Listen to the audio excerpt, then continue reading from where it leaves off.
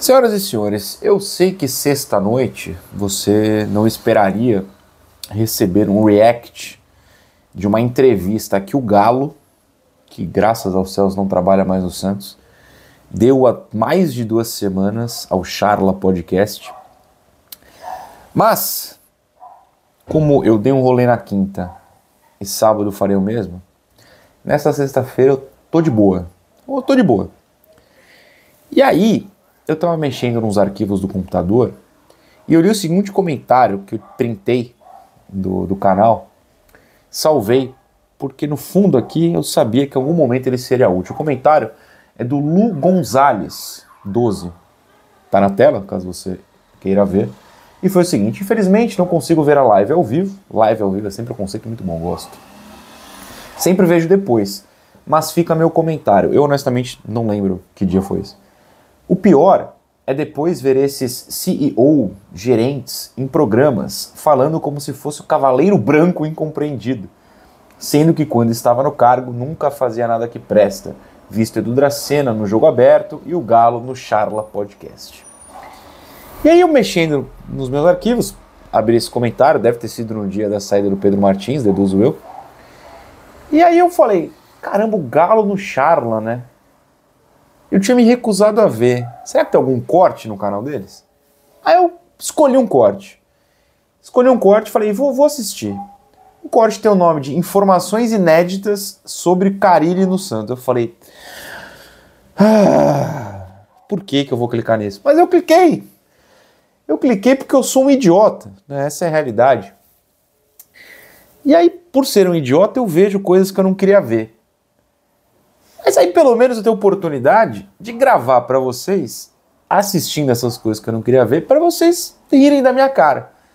E também ficarem inconformados com o que vocês estão prestes a ouvir, caso não tenham visto esse corte. O corte tem 7 minutos. O vídeo vai ter mais que isso porque eu vou fazer um react, sempre pontuando, para quem não sabe como funciona o react, e acontece. Eu paro e falo por cima. Se você quiser assistir sem os cortes, sem meus comentários, é só ir lá no canal do Charla. Tá, tudo bem, aqui eu farei comentários. E assim, eu não vi o corte inteiro, porque eu tava assistindo para ver se valia a pena fazer algum comentário. E aí aos 4 minutos eu parei, então já fica o spoiler que aos 4 minutos vai ter um negócio que assim me deixou inconformado. Eu parei porque eu fiquei abismado com o que foi dito, eu falei, vou ter que gravar.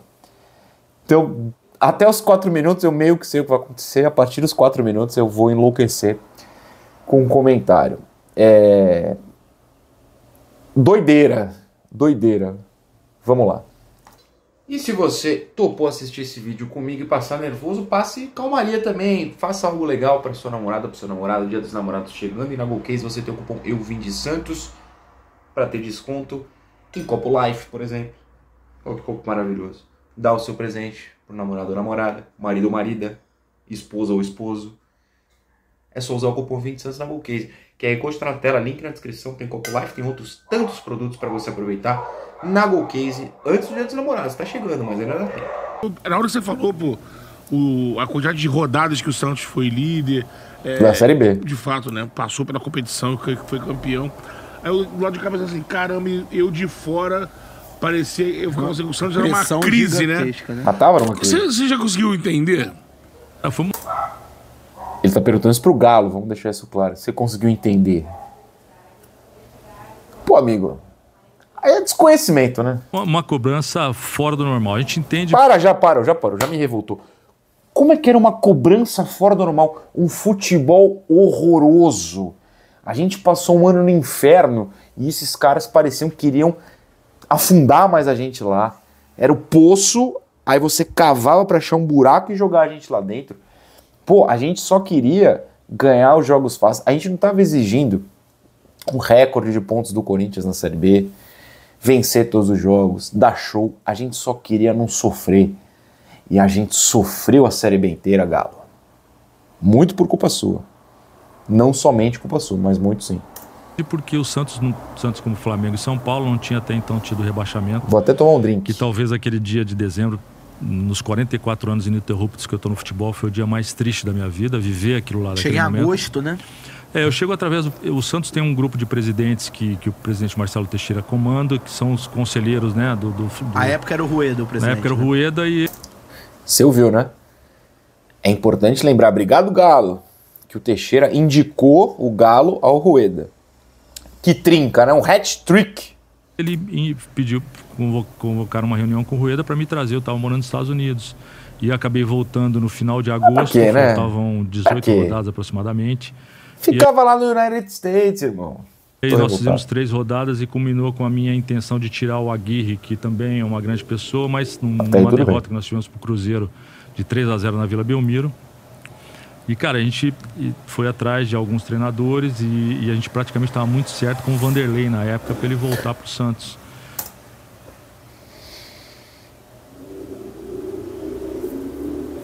O Santos estava para ser rebaixado, o que acabou acontecendo, você sabe muito bem.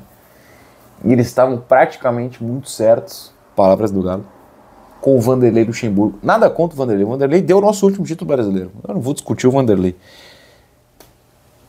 Mas esse é o nível, né, da originalidade, da capacidade desses caras. E aí quando não consegue, traz o Paulo Turra, traz o Lisca, o Aguirre. Deixa eu falar. Eu passei até quase que uma noite inteira lá com ele, com a Jo, sua esposa, lá, a gente conversando. Ele estava no Corinthians. A gente fez essa aproximação porque entendeu que naquele momento nós precisávamos de um cara que tivesse o conhecimento do que é o Santos, a maneira do Santos jogar, a maneira de entender a torcida do Santos. E acabou não dando certo. Lembrando que o Luxemburgo pode até entender a torcida do Santos. Ele prometeu em 2010 que nunca mais pisaria na Vila como técnico. Ele prometeu. Bom, até agora ele cumpriu. Do Vanderlei, o Marcelo Fernandes assumiu naquele momento. Fez aquele jogo contra o Bahia, que nós vencemos o Bahia fora de casa. O Marcelo, nós temos 15 jogos com um aproveitamento do 10º colocado no Brasileiro, 46%. Até então, antes de eu chegar, o time tinha feito 21% no campeonato. Para tudo. Olha como... Aí é que é o ponto original, ou pelo menos o começo do ponto original do comentário do Lu Gonzalez. Bom comentário. Esses caras vão aí e ninguém contesta, e ninguém pergunta, e ninguém fala nada. Eu entendo que se eles ficarem contestando, os convidados não vão lá, mas, cara, o Galo tá naturalizando um aproveitamento de 10º colocado. Claro que se eu ficasse em 10º naquele brasileiro, tudo bem. Mas não é como se fosse um trabalho de gênio. Não é como se fosse um trabalho de gênio. Mas vai piorar. Vocês vão ver agora. E nós ganhamos do Flamengo fora, do Palmeiras fora, empatamos com o Botafogo aqui fora, que era o líder do campeonato, empatamos com o Corinthians, mas os jogos em casa estavam sendo bem pesados naquele momento, o time tinha uma debilidade técnica. Eu lembro quando grande. O Santos venceu o Flamengo, meio que, olha, acho que o Santos não vai cair, né? Vencemos o Vasco da Gama em casa, naquele lado do Soteldo, que ele subiu na bola, então fizemos bons jogos, mas o pessoal, o grupo que estava embaixo também acelerou muito o processo e a gente não conseguiu fugir. Aí depois o rebaixamento. É que tem um ponto, é isso que eu queria falar. Ainda não chegou na pior parte, né? Você pode ver que tá com 2 minutos aí. Todo mundo que estava no Santos naquela época me parece valorizar muito as vitórias contra o Flamengo, contra o Palmeiras, até esse empate contra o Botafogo. O empate com o Corinthians, assim, não são resultados ruins, de fato não. Mas aí que tá a contestação que é necessária. Nessa hora, alguém tem que falar, mas cara, vocês empataram com o Cuiabá em casa.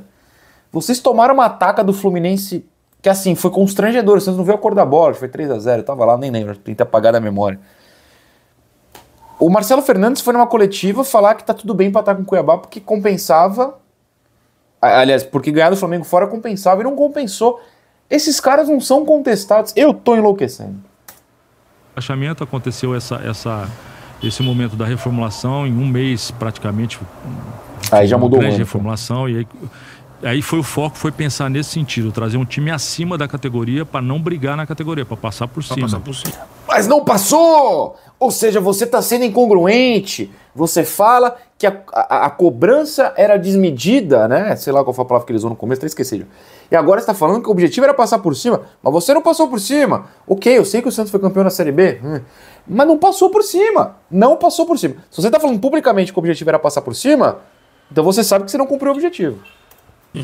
E aí, cara... O nome do Carille. O Carille, inicialmente nós começamos um papo com ele estava no Japão, e depois conversamos também com o que está teve no Vitória agora, Carpini? O Carpini também, e aí acabou não andando o Carpini por causa de alguns detalhes e voltamos a carga no Carille, ele tinha uma multa e a gente negociou muito. Eu tinha esquecido isso do Carpini. Nosso jurídico dele também. E acabou até uma certa confusão. Um desgastezinho houve, mas foi tudo resolvido, ele não teve que pagar nada, nem o Santos, nem ele, foi absolvido dessa questão. E o Carille... Você sabe que a situação é triste quando os caras do Charla não estão rindo, né? Não dá pra rir. Nossa, que triste. Ele começou até pelo seu histórico, né? Um tricampeão paulista, campeão brasileiro, um cara que tem uma organização defensiva muito boa. Então nós entendemos, nós montamos um time melhor, nós pegamos um treinador que tem o sistema defensivo equilibrado. Nós vamos passar por... Nós somos o Santos em casa tem um jogo de transição. Eu caí nessa pegadinha no começo também, tá tudo registrado em vídeo, o que eu falo tá aqui com vocês. Eu achei no começo, isso eu não vou negar, que era uma boa ideia. Não foi uma boa ideia. Rápido, e o Carille tem um modelo de jogo um pouco diferente do que é o Santos, que é uma posse de bola um pouco mais acentuada, uma saída de jogo lá defensivo, e por isso eu entendo que a gente era muito cobrado, não pelos resultados, mas pela performance do time, porque o torcedor ele quer ver... Pelos resultados também, tá? O Carille perdeu 4 jogos seguidos na Série B, pô. Imagina a loucura que isso transformou a gente. A performance que o Santos sempre teve. Sim. E nós vai dar 4 a minutos, condição né? de fazer isso. Atenção. É claro que a Série B, nós fizemos uma competição muito regular, mas existia uma cobrança muito forte irregular do desempenho técnico do Carille e também uma cobrança de tudo que estava envolvendo aquele ano de rebaixamento. Foi muito difícil, uma experiência de muito aprendizado para mim também, mas graças a Deus conseguimos, num ano de Série B, para você ter uma ideia, nós vendemos 300 Ele não complementou o graças a Deus conseguimos o quê? Porque eu já ia ficar revoltado, mas calma. Vai ter uma parte agora que vai me deixar maluco. Vamos ver se chega logo. 45 milhões de reais em venda tá de bom, atletas. Galo. Parabéns o Marcos por Leonardo ao Jair ser vendedor. Pro Botafogo, essas vendas foram todas feitas por mim. Claro, peraí, eu falei por cima, né? O Jair aqui pro Botafogo. Pronto, foi exatamente isso. Nossa, super legal vender o Jair. Os caras vão vender por muito mais agora. As vendas Parabéns. foram todas feitas por mim. E nós éramos muito criticados por alguns atletas que chegavam, o próprio Patrick. Uma crítica de cima do Patrick, nós pagamos 5 milhões de reais, $1 milhão no Patrick, uma crítica exacerbada. Jogador... tá de sacanagem. Aí tu tá de sacanagem. Crítica exacerbada da torcida porque ele contratou o Patrick. Vai ver se ele levou o Patrick pro Botafogo da Paraíba, que é onde ele trabalha. Não levou, né? Vai ver se ele tá acompanhando o Patrick lá no Atlético Paranaense. Não tá, né? Mas a crítica exacerbada por um jogador caríssimo, $1 milhão é muito dinheiro, mas não tô nem falando disso, tô falando do salário. Um cara que não conseguiu entrar em campo na Série B, fora de forma, lento, intensidade zero, e que tá jogando a Série B de novo num time que tá em crise. Eu nem sei a posição do Atlético na Série B, não é essa a questão, mas tá em crise. Nos outros campeonatos. Olha a campanha deles no Paranaense, por exemplo.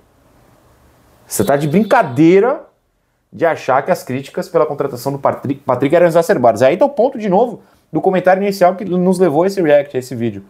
Esses caras vão nesses lugares e falam qualquer coisa, qualquer asneira, e ninguém contesta, cara. Chegou dentro do percentual de gordura, 11,2.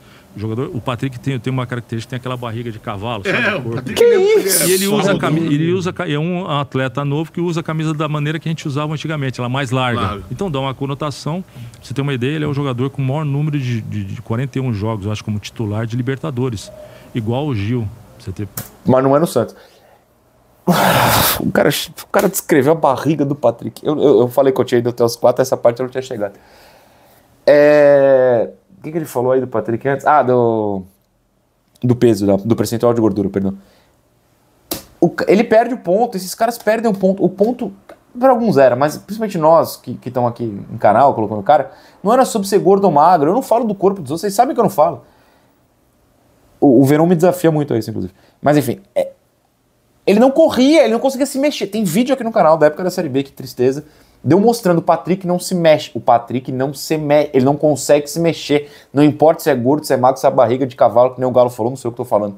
Ele não consegue se mexer. Esse era o ponto. Como é que isso é uma crítica exacerbada? Pô, tem um jogador em campo que não se mexe, cara. No elenco. Então era um jogador que a gente entendia que para o ano pegou muito no pé dele num momento difícil que a gente teve. Aí, ó, ainda dá trela. Porque, claro, você vai oscilar durante um ano, qualquer clube oscila. Ele não oscilou, ele foi irregular.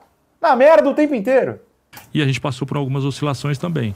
E aí aconteceu uma cobrança que gerou um ano inteiro de desconforto para nós, mas graças a Deus conseguimos o título. Falou sobre cobrança e desconforto e também citou o nome do Carille. E durante esse processo... o corte é sobre o Carille. Ocorreu a procura do Corinthians pelo Carille, né?